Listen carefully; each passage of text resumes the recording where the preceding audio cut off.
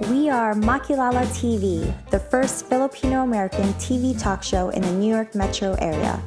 Get to know us as we talk to the community leaders, innovators, advocates, and emerging artists who affect Filipino-American life.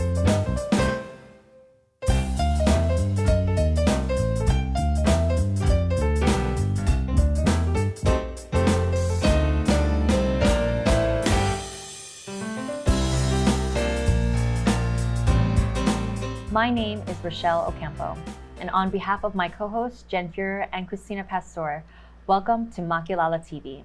This episode's topic is on Filipinos in Staten Island.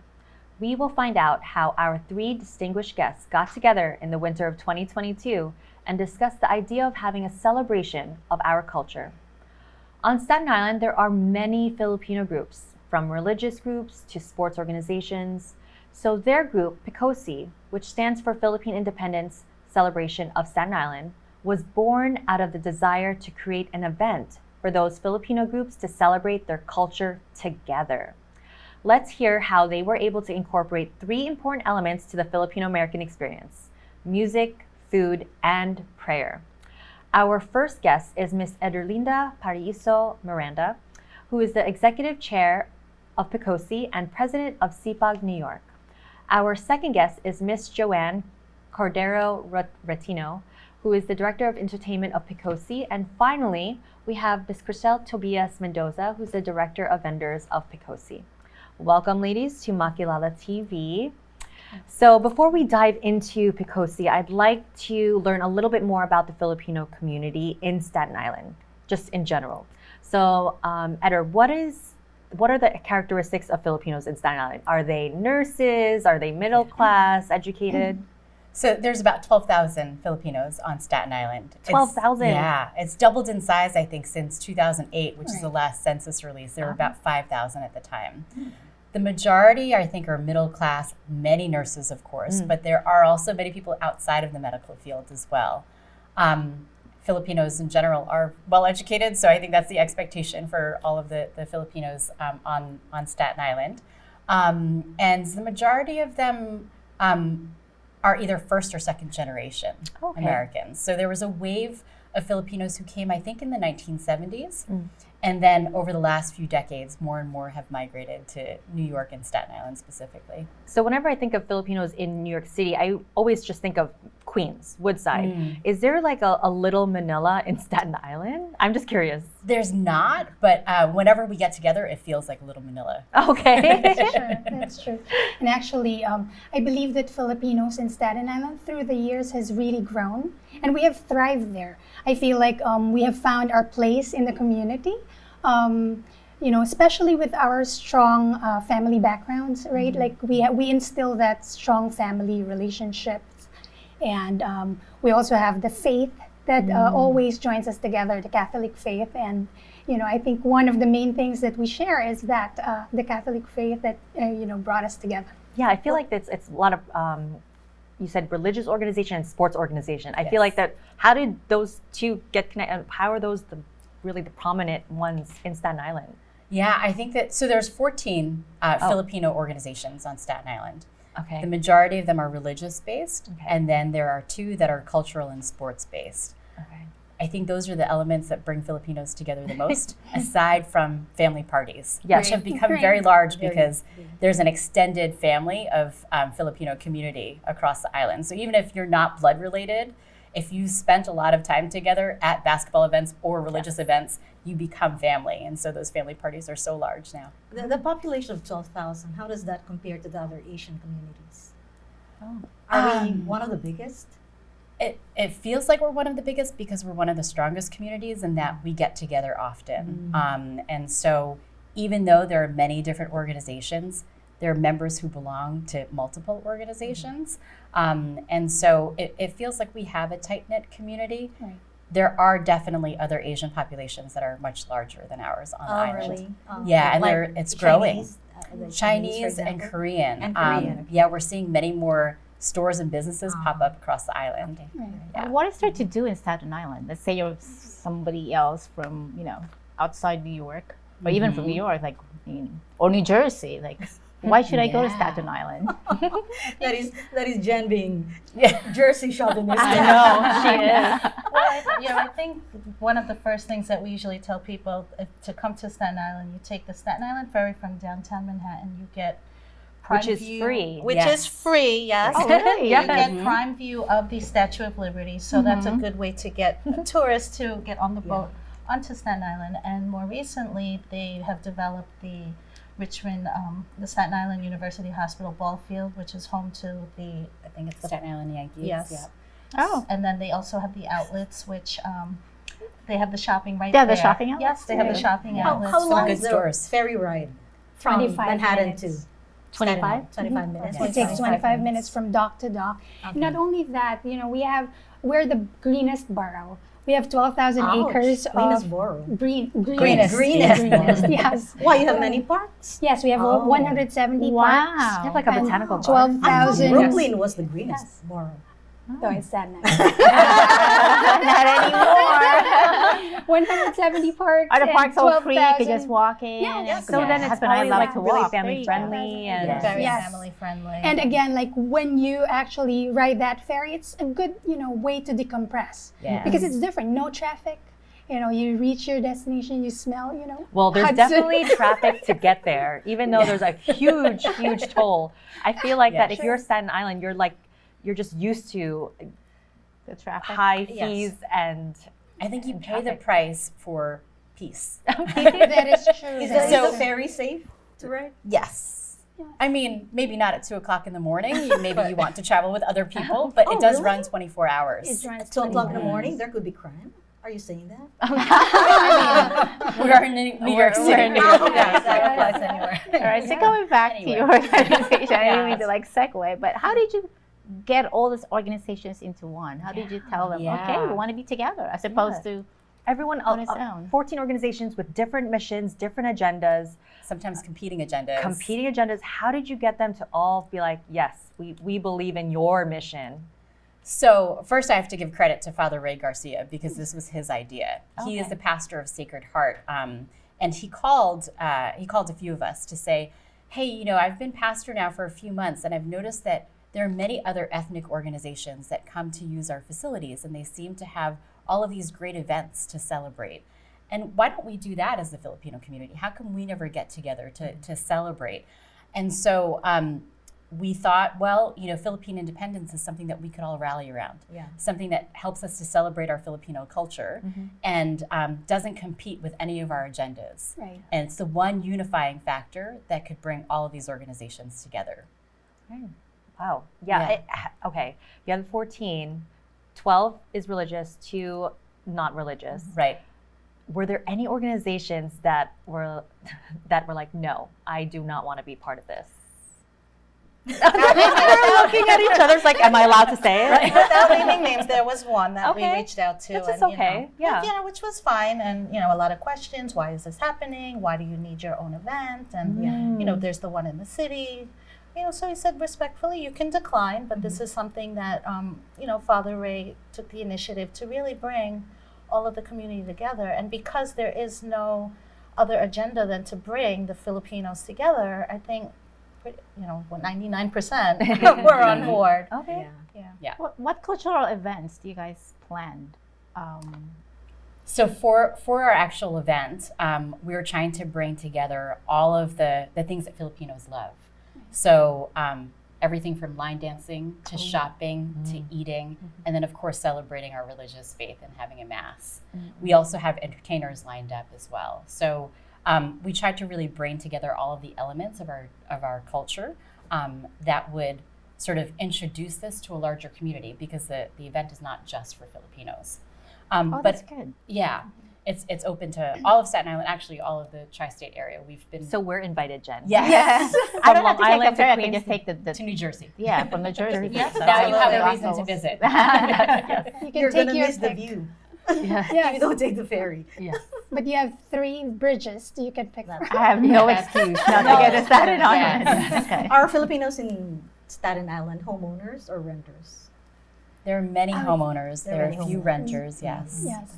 Yes, I believe most are middle class, and a lot are excellent, skilled workers. Of course, it varies from individual to individual, right? But I believe for the most part, the Filipino community has adapted well with the Staten Island community. That's right.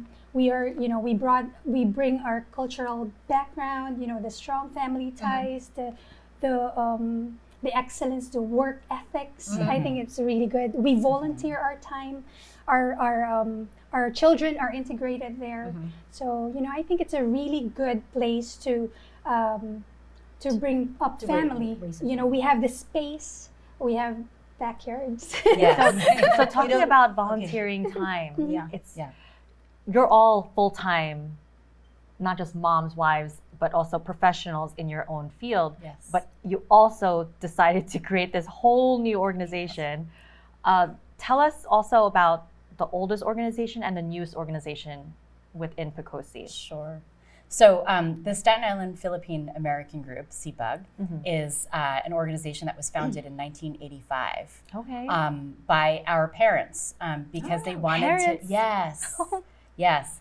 So they wanted to bring together just their group of friends and their kids so that they could have something to do. At the time, there was another organization called PICOSI that really was a cultural organization. SIPAG was formed because they wanted to focus on sports. They wanted to be able to offer something to the younger generation so that they could be surrounded by friends, Filipino friends, and really play the loved sport of Philippines. Yes. And so they started the Filipino Basketball League, which was really geared towards teenagers and men in their 20s, and they had a men's league. That evolved over time and became a tournament that invited many different cities, Filipino organizations from different cities to come and play. And so basketball has been sort of the staple program of SIPAG, but it's grown to many more programs. And so in the early 90s, they actually started their first cultural program and held a cotillion. And so this brought together, I think, 12 pairs of teenagers from across the island and New Jersey to come and learn about waltz and tango and other beautiful dances. And so it was through that first cotillion that I actually met my husband, Paul. Oh my gosh. Yes. Did you dance there? We were not partners. Partners? Yes. But we became very good friends during the event. It was, I think, 8 weeks of practice. And so over that course of time, we developed lots of great friendships. We're still friends with many of the people who were in that cotillion. Do you have like one center for all these events that you guys Yeah, hold? is there like a brick and mortar? Yeah. That is one of our goals. Center? We would love to start a community center. Let's talk. Yes. Because I also want a Filipino center. It doesn't matter where in New York, as long as we have one where we can have like cultural programs, education, sports programs. Yes. Let's do it. SIPAG, I feel like how I have grown up to know it is basketball. I used to be one of those girls that was over there cheering on my family as they played basketball tournaments.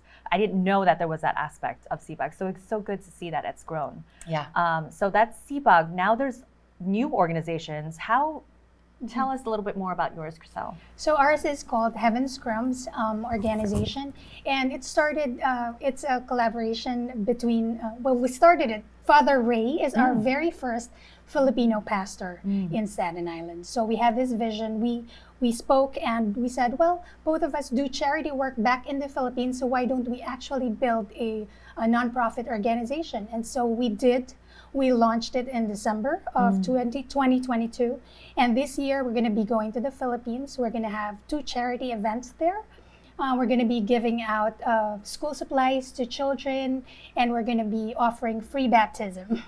Free? I didn't know baptism costs money. I was telling her, why do you have to pay for baptism in the Philippines? Yeah, There's a suggested donation. Donation, yes. I've heard that. Even here. There's some fee related to it. And of course, Filipinos love to party. Yeah. So sometimes that's a hindrance for some parents who could not afford it. And so we would throw a party for them after. Yes. So Are your kids like older children? Like how old my are they? children are, I have a 13-year-old, 10, and 8. Are they, what do you call it, active in the organization? Yeah. So they are actually, they're helping us with a charity. Back in the Philippines, whenever we give, they actively donate their stuff, and they, so they are good. part of the. It's such good Do to you have have those role Do you have models. this phenomenon where one organization is created, and then another person creates a similar organization, and then another person creates a similar organization, and then now there are 10 similar organizations. They do the same thing over and over, and they're just competing with one another for funds. Do you have that kind in Staten Island? We do. Of We do. course. I can actually talk about for SIPAG, because we're a basketball organization.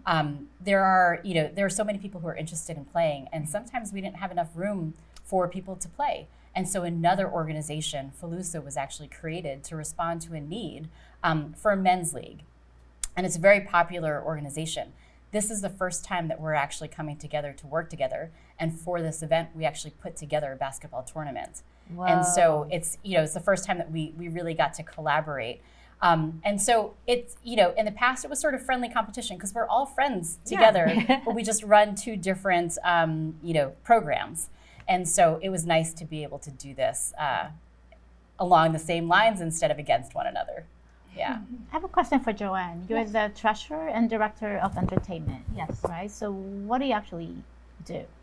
For PICOSI? Yeah. So for PICOSI, I was tasked with, coordinating with the different committees, the finance committee, the vendors, working in collaboration to help secure that we ensure we have enough funds to run our event. And then as director of entertainment, procuring different groups and to perform for the event. So we have a wide range of different activities and events to really bring together the Filipino community. I work in a local high school, so we have gotten the junior ROTC, which the two co-commanders are Filipina. Cool. So that brings that sense of pride. Yeah. We had collaborated, SIPAG had collaborated with them. Their colonel actually reached out to us for the Bataan Death March to promote. So even within in the schools itself, there is the awareness of Filipinos and their contributions to history. Is it difficult to get funding for events that you need to put together? It's always definitely a work in progress. So I have a So curious question. Who is the richest Filipino in Staten Island? That's contestable. our tax give me returns some confidential. But they are very generous in their Yes. generous. Yes. If you go to them, Why they you want they funding do. for a Yes. magazine? And that's No, in for the something future. else. Most of the fundings for our project did come from sponsors. sponsors. Yes. Yes. The majority of it. Yes, majority. Sponsors. And not even businesses, it's individuals. Individuals. Yes. That's very nice. Yes. Right, yeah. You have a There- very you have a lot of generous, caring philanthropists. Filipino. Yes, Yeah. Philanthropists. We that is do, true. That is Yes. true. and in the spirit of our logo, Sama Sama Tayo, that's the logo for the PICOSI event. The people really have come together, so it's Right. really great. What to is see. that I was theme gonna- of sama tayo? What is Sama Sama, like get together, all of us. Like Let's unity. all get Yes. together, unity, and that's the central like theme of the event. I like that you have all music, sports, and faith. food and food? Yes. And food. And food. And All- games. and We have games. games. All Like together. Maria went to town and all that good stuff. I don't even know that one. What's Maria What went is to that town? one? That's a kind of I game. think it's a game. It's It's a game. You have to dress up in different garments and then pretend that you're going shopping. I And think that yes. people in Staten Island have more fun. I know. That's what it sounds like. We're definitely missing out. So That's do great. you also have competition among the community leaders? I'm asking these questions because this is what we see in New York and New Jersey. Yeah, just in Okay. general. I mean, I feel like, when Eda was talking about the sport, but for SIPAG, I feel like we've also really developed more of the cultural and the outreach to the community. So to compete with that, I don't know. You don't compete. I mean, the leaders don't compete for recognition. There are always egos involved when it comes to running organizations. There you go. Yes. But I think that there's ways for us to cross those boundaries. But also, I have to say that there's been a change in leadership where there are more women who are leading these organizations. okay. And I feel like women tend to be a little bit more collaborative than men. So for SIPAG, my entire executive committee are all women. I love it. All right. because we get the job done. Yes, we do. We do. Yes, Yeah. we do. Yes. So I want. Strangely, it's a sports group led by women. Yes. Oh, okay. Yeah. Great. Yes. Interesting. That is Well, should so- be a good yeah. headline. We have men working for us to run the sports program. Yes, Oh. yes. We do. Yes. You give them a role, huh? Yeah. But there's also we have 3 female teams. So basketball is not just a men's sport anymore. We're starting to integrate more of the girls from very young ages, and we had a women's team recently as well. And we've expanded out into volleyball, where half Yes. the team is Is female. I heard that it's not just basketball. Now volleyball is becoming a Filipino sports thing. Yes. Yes. I mean, and I have to say, just to speak from my experience, growing up in Staten Island, again, similar to you, that it was known as basketball. I did not play. My brother did not play. So unfortunately, we were not really part of that. But when I had my own children, 19-year-old and 13-year-old, one plays basketball, one doesn't. So I became involved in SIPAG as a volunteer team mom, just to give my daughter those opportunities. And then you talk about opportunities for women. I think within 2 years, secretary of SIPAG. Yes. And when you asked earlier about as a mother, I mean, we just do these things. I think For that's the key. service. Motherhood. Yes. I think that's the key. That's how we get I things done. I like hearing your story, because having heard from or experienced New York side, you can tell that it's possible to have a comprehensive or cohesive group of community, which is really inspiring. So I'm glad that you guys are. How do you make it? doing. How do you make it work? With the help of a large community. And a lot of prayer. Yes. I think we all help each other out. So Joanne and my son, they play on the same team together. And so oftentimes Joanne's family is bringing him around and vice versa. And so really we all chip in to help out with each other's kids. Because there's so many of them. And so we've got to Just gather them all in a room and they'll play with each Yes, other. yeah. But I think also too, just to share this little story, I think what's also great when you talk about, we're integrated into the fabric of Staten Island neighborhoods, but also just that Filipino connection. So when our sons first started becoming friendly, they talked about, what's your favorite Filipino dish? Adobo, sinigang. They're like, you like that? And, it was so heartwarming that they have those conversations, which, you really can't with other, but really, and it was just that connection immediately. Yeah, and that you have that your kids are growing into that Filipino environment. We don't have a community where I live, but this is. I live far away. Different part of Jersey. Far away. Do you have issues with undocumented immigrants? I mean, there are, There but are. issues. I don't think so. It's a pretty supportive community, and so we help each other, knowing that when people first migrate here, that they need some support, and so we'll find different ways to help them find jobs, Oh, that's nice. and help each other out here, because the population is much older now, and so oftentimes we need elderly care, and so there are ways for us to support the community in that way.